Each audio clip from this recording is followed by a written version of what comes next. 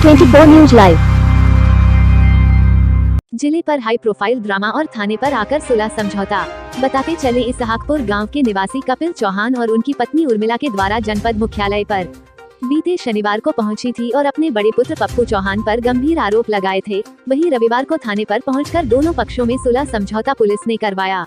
बताते चले कपिल चौहान की पहली पत्नी से एक पुत्र पप्पू चौहान है। वहीं कपिल चौहान की पहली पत्नी के मरने के बाद कपिल ने दूसरी शादी कर ली, जो कुछ दिन रहने के बाद कहीं चली गई और फिर 10 साल बाद लौटी है। पप्पू चौहान का कहना है कि हमारे पिताजी कपिल चौहान के द्वारा यूनियन बैंक बस्ती भुजबल से लोन लिया गया था, जिसे हमने कर्ज लेकर चुकता किया है। लेकिन अब हमारे पिता की जो दूसरी पत्नी है, उनके 2 बेटे हैं, वो कर्ज में हिस्सा ना देकर लेकिन जमीन में हिस्सा लेने की बात करते हैं। उसी बात को लेकर यह पूरा मामला में सौतेली मां के सारे पर नाटकीय मोड़ में चल रहा था। वहीं रविवार को दोनों पक्षों को अहौला थाने में बुलाया गया। कागज और सबूत को देखने के बाद थाने में दोनों पक्षों में आपसी सहमति से सुलह समझौता कराया गया है। TV24 न्यूज लाइव से संवाददाता रामसमुज वर्मा की रिपोर्ट।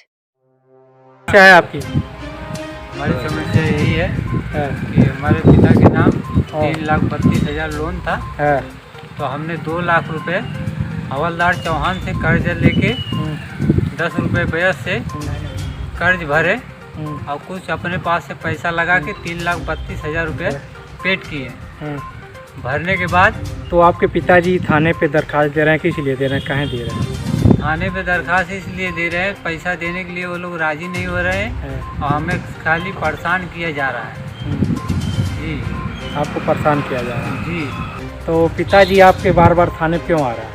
पिताजी आ रहे हैं किसी के बहकावे में आके, बोलते हैं वकील है हमारे, वकील बता रहे थे उनके, क्या मालूम कौन वकील है, बोलते हैं कि अपना जो है। आप क्या चाहते हैं बताइए? हम यही चाहते हैं कि हमारा जो पैसा है 3 जगह बांट दिया जाए और 3 जगह पैसा बांट के और 3 जगह खेती भी बांट दिया जाए और सब अपने बराबर के हिस्से ले लें। और बाप को भी कि वो उनके तरफ रहें, चाहे खाएं चाहे हमारे तरफ रहें, चाहे जिसके तरफ जिसका उनका जहाँ मर्जी करें वहाँ खा सकते हैं, उनको कोई भाग नहीं दे।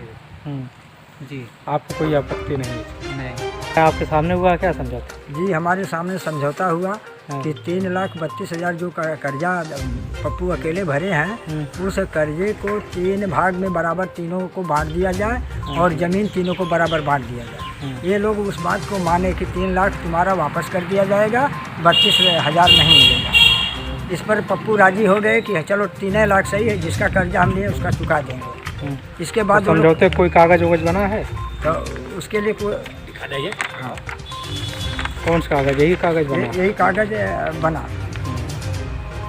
आज थाने पे बना है? तो फिर जब समझौता हो गया तो फिर वो लोग बोले कि हम पैसा नहीं देंगे, एक पैसा नहीं देंगे, जो करना है कर लो। इसी में बात थाने में बिगड़ गई।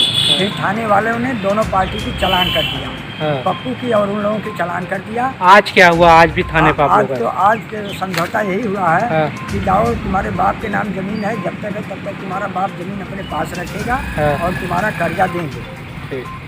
मतलब देने के लिए तैयार हो, अभी राजी है? हाँ, कर्ज दे दे तो इस बराबर का हिस्सा जो है बांट दिया जाए, इससे बांट लिए जाएंगे। तीनों भाई कर्ज देंगे, तीनों भाई इस साल बराबर में बांट के, और कोई आपत्ति नहीं रहेगी सर। वो अपना कमाई खाएं, हम अपना कमाई खाएंगे, अपना बांटवारा करके और पैसा जो भी है अपना